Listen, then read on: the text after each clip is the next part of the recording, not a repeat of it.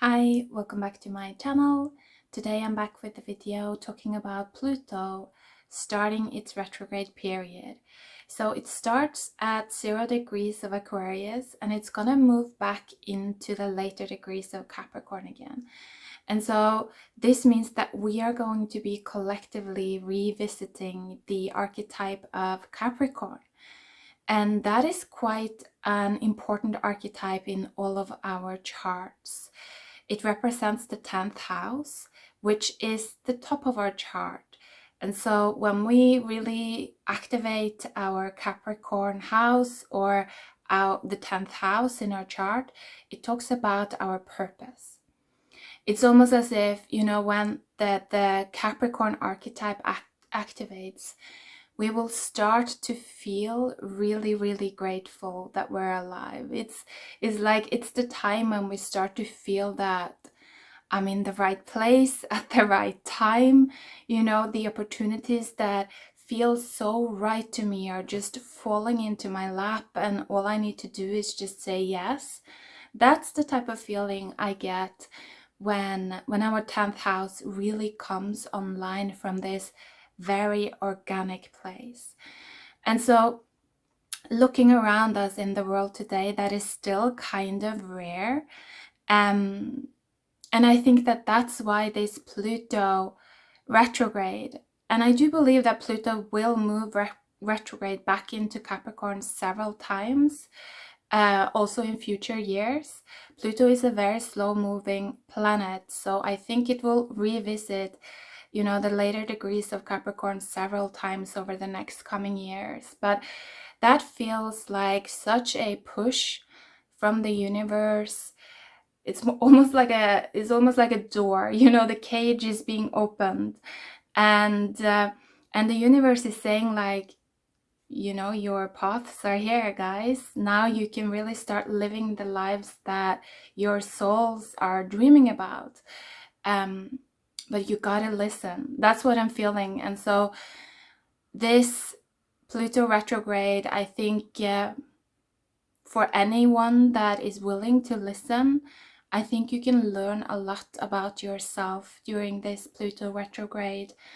And it's almost like we're being given permission to really start to rebuild ourselves, to kind of consciously create ourselves. Who do we want to be, in the next era, in the kind of the age of Aquarius, where we're gonna be supported in kind of creating our unique paths more and more. Looking around us today, we see that this is not the case. There are a few people that, they made it big. And then it's almost like they are owning, it's almost like they own the souls of all of these other worker bees or like worker people underneath them. And it's some kind of weird dynamic that we're living in when you look at it from an energetic perspective. And it just feels like that is starting to be put under pressure. It's like we're starting to shift out of that. And hopefully it's going to happen gradually and slowly so that it doesn't have to be that much turmoil. But I feel that whether it's a lot of turmoil or not, it kind of really depends on how capable, how willing people are when it comes to listening to the guidance of their soul. So that's what I feel initially for the Pluto retrograde. It really is in many ways the ice melting with Pluto moving retrograde back into Capricorn, or rather back and forth, between the later degrees of Capricorn and then into Aquarius again. And also with this coming lunar eclipse in Scorpio, it really just also feels like it's almost like we're at the freezing point, if that makes sense. It's almost like we're moving back and forth between, things melting and then they freeze up again, things melting and then they freeze up again. And so you may even feel that within your own life. I think that certain days you feel just like more at home with yourself and more free and more liberated, and things are easier and they flow. But then other days, again, you're back to kind of feeling frozen and and a bit cut off and just a bit confused again. And so I think that that is actually a collective theme. And if you look at it on an energetic level, you know, when things starts to melt, when the ice melts, it's also symbolic, you know, it's not just in our external reality, but it's also the collective blueprints that are in a sense melting, meaning that everyone, all humans on earth now, we're moving into a time where everyone is gonna start to become more and more psychic. We're gonna start to feel more and more.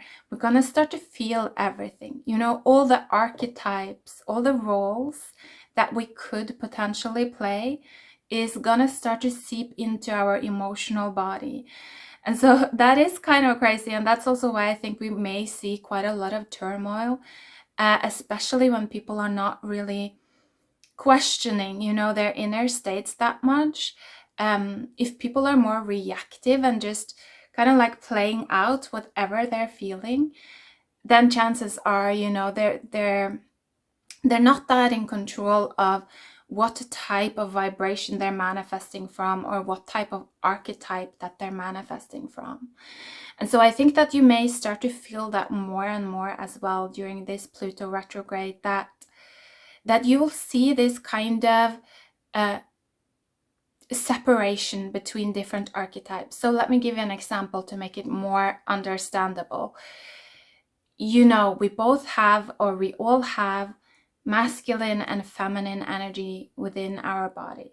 You know, if you really observe yourself, you will see that your masculine energy, what you use to externalize, to put things out, is different. It holds different qualities than your feminine energy, which is the energy that you hold when you are, you know, just secret, sacred, by yourself in your own space, alone, you know, hidden and veiled from everyone else. It's two very different, distinct energies.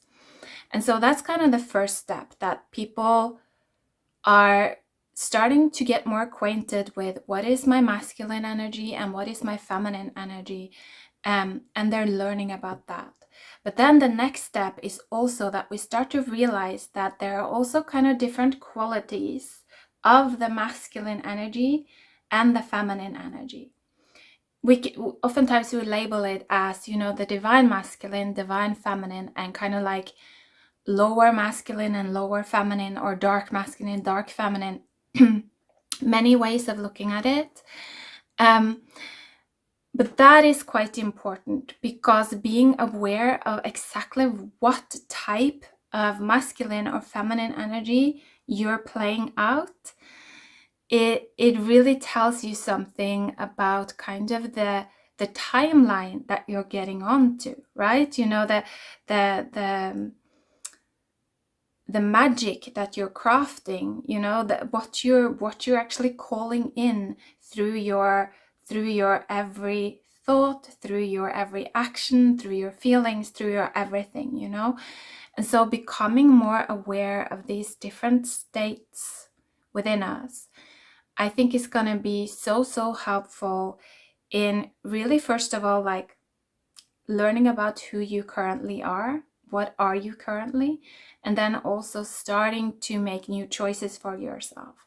So choosing maybe different energies to play out than what you've been used to, if that is what you want. So let's describe these 4 different types of energies. You know, that the lower masculine, or the dark masculine, or the unconscious masculine, is a very desire-driven energy, actually. In a sense, the lower masculine is very kind of consumed with its own inner fire. And so actually the lower masculine energy is also the energy of religion. And it's not a negative energy. It's not that any of these energies are bad or negative. It's more that they call in a specific time. You know, if you think about it, there are times in humanity's history where religion and being very driven by belief, you know, your inner belief, your own conviction, when that has been super important for, you know, human evolution. it has been like kind of supported by nature as well. You know, humans expanding across the globe, humans growing in numbers, you know, humans taking over the land more and more and more. And so these were the times where it was very beneficial to be very desire driven and very convicted. You know, it's like dancing with your own inner fire. And so that's kind of that type of masculine energy. This is an energy that belongs to older timelines. And so every time we play out this energy at this point in time, we are likely to feel that our inner feminine energy is becoming very fearful and starts contracting in fear.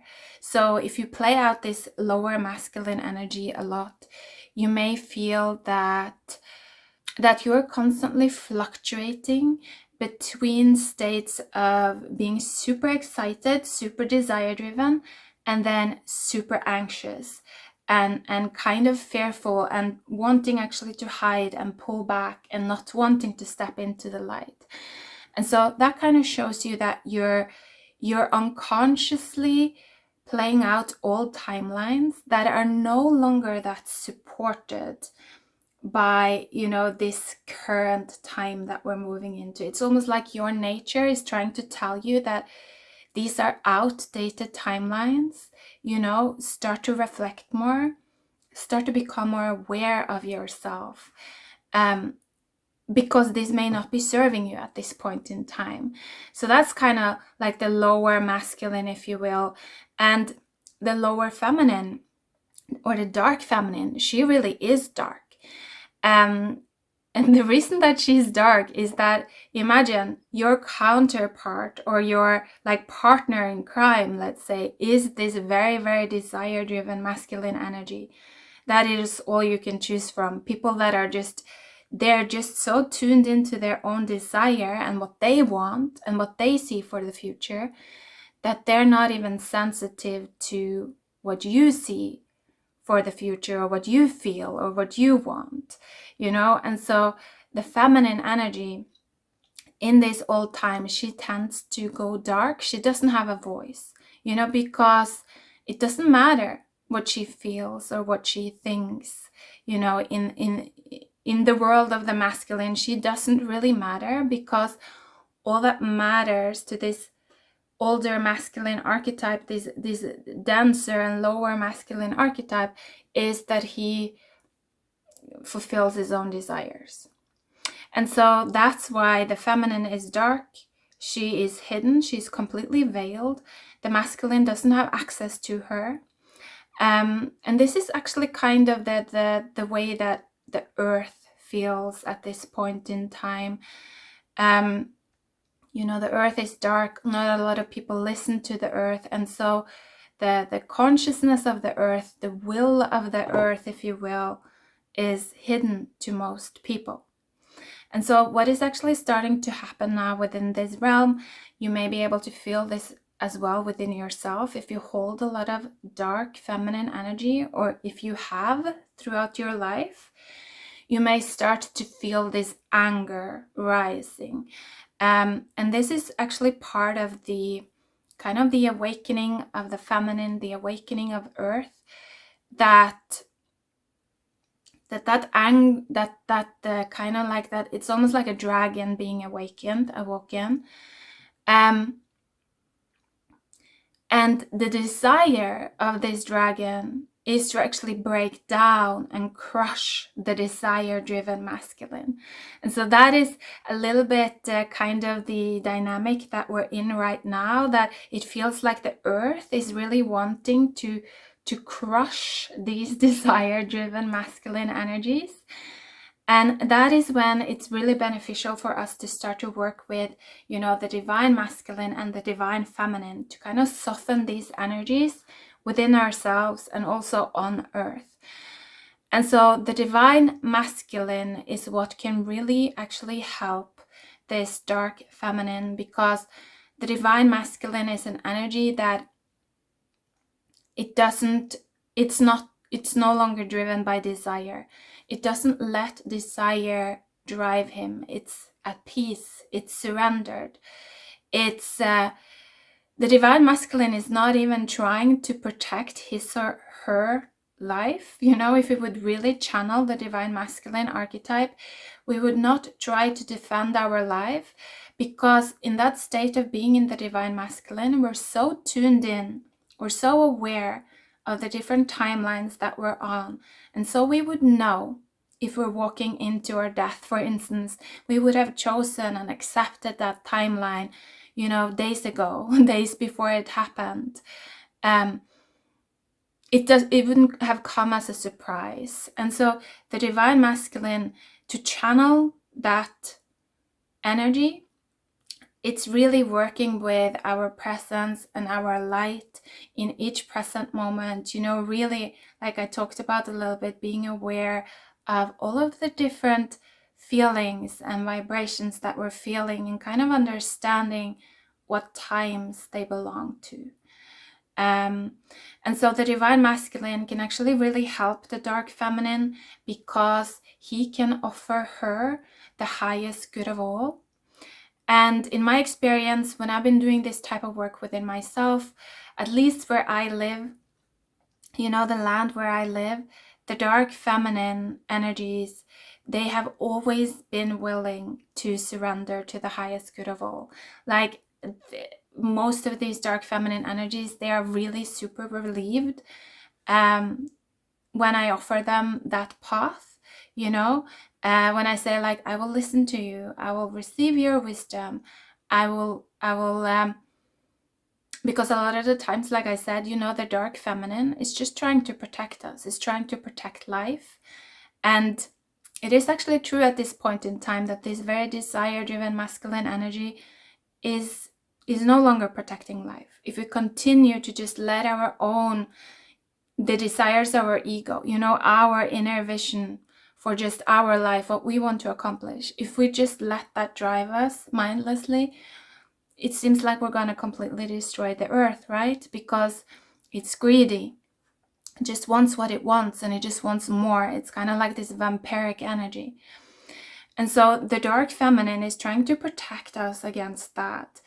And so the thing is that the dark feminine energy can be very violent and dangerous, but it is that of wanting to protect life. And so that's why when it has another path, another option, you know, which the divine masculine represents, it's kind of like the timeline of the age of Aquarius, where we are all surrendered to the highest good of all, not just our ego desires, but like the best of everyone, willing to surrender and wait if that is what is best for everyone, not having our desires immediately fulfilled. So when that portal opens for the dark feminine within ourselves, in my experience, this energy is going to choose that. And when that happens, you know, you're gonna start to feel also in your own life, you're gonna start to feel more comfortable with the truth of who you are. You're gonna start to feel more comfortable with speaking from your heart, sharing your truth, being seen, things like that. You're gonna feel more surrendered, like you don't need to control everything, like you can just, you know, I'm just gonna see what happens. You know, I may live, I may die, I don't know, but I'm alive right now, so I'm just gonna see what happens. That's more the feeling that starts to come in then. And that's what I feel like is kind of connecting us more and more to the divine feminine, and letting that energy ground back into our bodies. Because in the past era, when the lower masculine, the desire-driven masculine has been very active here on earth, the divine feminine has not, you know, she could not be on earth, because she would be eaten alive by the desire-driven masculine. You know, the divine feminine is a very, very delicious and warm and juicy, and just is a very, very delicious energy. It feels so, so good. And so it's dangerous for life to channel that energy if you are not very protected, you know, physically, specifically. you know, then you know that it's dangerous. It's just not healthy. It's not good. And so that energy of the divine feminine, which is a very healing, juicy, abundant energy, cannot come in until you have been working with your divine masculine to kind of protect your health. You know, you can't have any addictions. Again, that is that desire-driven, lower masculine energy. You have to get sober, you know. And here we're talking a lot about the Sagittarius energy that comes in before Capricorn. You know, it's becoming sober. It's learning how to hold a neutral state. So not get too excited. Because if you don't get too excited, you also don't get too anxious. You know, you don't activate that fearful, dark feminine that is constantly being drained by the desire-driven masculine. And so this was just like a little bit of information there about these different energies that you may be able to start to feel more and more within yourself. In my experience, it's very beneficial to be able to recognize them within yourself, within others, because it's going to help you understand the guidance that you're receiving as well. If suddenly you receive guidance about like you should limit the contact that you have with this person, you may be like, why? I don't understand. But then if you see that they are maybe channeling a lot of this desire-driven masculine energy, you see that, okay, it's actually better for the both of us if I do that, because that might cause them to wake up to themselves and I will be protected. You know, I won't lose as much of my energy to them, for instance. That's one example. So yeah, hopefully it was interesting, but let's now move into pulling some cards here for the collective. Is there anything else that we need to know that will be beneficial for Pluto retrograde?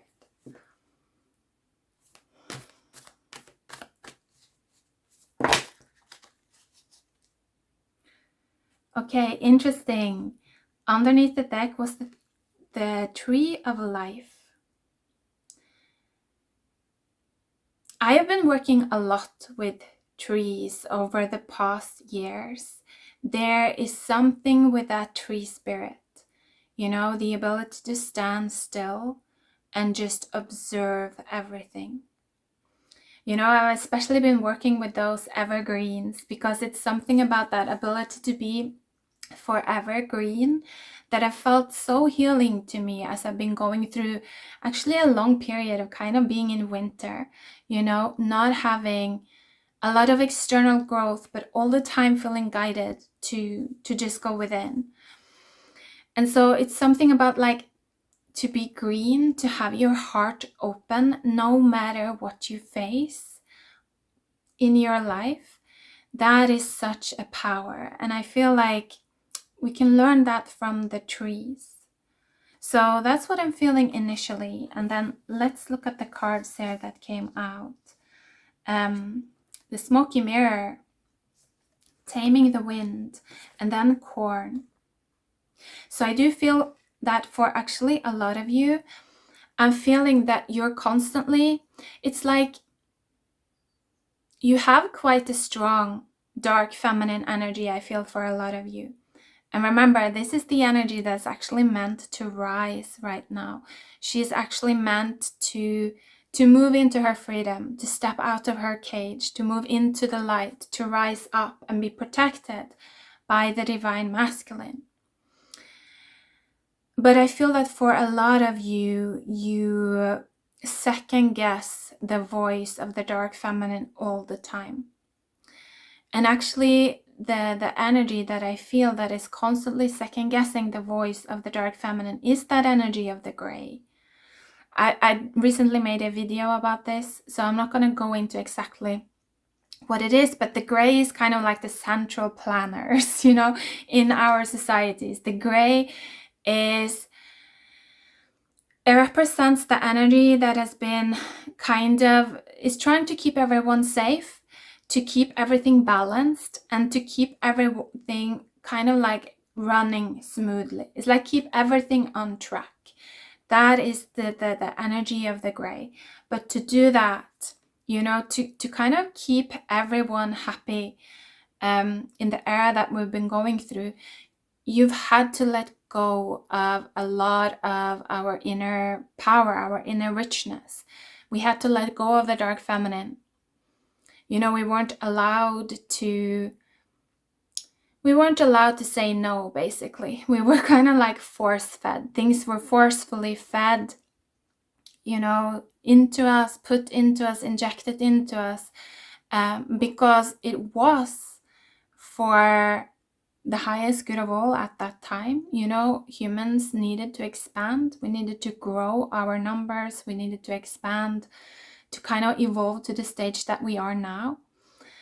But now that energy is no longer so beneficial. It's starting to become more detrimental to the growth of humanity. And so that's why it's likely to come up within yourself as well, that you may start to become more and more aware of how much you're actually second-guessing yourself, doubting yourself, how much you're actually constantly in disbelief of this inner protective voice that is telling you what you need to stay healthy, like on all levels. So that's what I'm feeling for a lot of you here with these cards, to really pay attention to that. Again, with the tree here as well, start observing, start standing still and teaching your mind how to constantly observe your inner state. When you do that in meditation, if you sit still and you do that, just observe your feelings and like realize, oh, what archetype is this feeling actually? Is it the desire-driven masculine? Is it the dark feminine? Is it the divine masculine? Is it the divine feminine? When you get to know yourself like that more and more, you'll be able to do that in every situation. It's just going to be this underground level of your consciousness, always picking up on, your current state, the current state of the people that you're talking to. You're going to feel, oh, now they're starting to channel from that archetype again, and then you're gonna know. And I feel like that is just gonna be so helpful for a lot of you, especially with the corn here, talking about abundance and talking about how you can learn how to make yourself grow organically. Like I spoke about in the beginning with the archetype of Capricorn, when things just start to flow, grow from this organic place of like, it's just happening, What a wonderful feeling, right? So yeah, I think that, there's a lot of potential for us, but the key is really our ability to observe and be present, because that is what allows us to actually, know, is this something that I want to channel right now? It's not, I feel like it's also important to remember or to realize that it's not about blocking things out. That just cuts you off from, the all, basically. We're meant to feel everything. Like the ice is meant to melt for a moment so that we can start to feel everything and understand everything on a deeply psychic level. It's gonna evolve us as a race, right? But so we're not meant to block things out necessarily, but we're also not meant to just like blindly channel it. So that's where I feel like the difference is like, sit still with things and observe them. Don't block them out. But then also sit still until you can feel that you are no longer kind of channeling that energy, if it's not an energy that you want to create from. So that's what's coming through. Yeah, it's not the easiest thing to do, I know. I feel like we're really being tested right now with patience and things like that as well, the ability to stay centered and calm and sober and just in peace. So super long video this, and I hope it was interesting. Thank you for watching. Bye.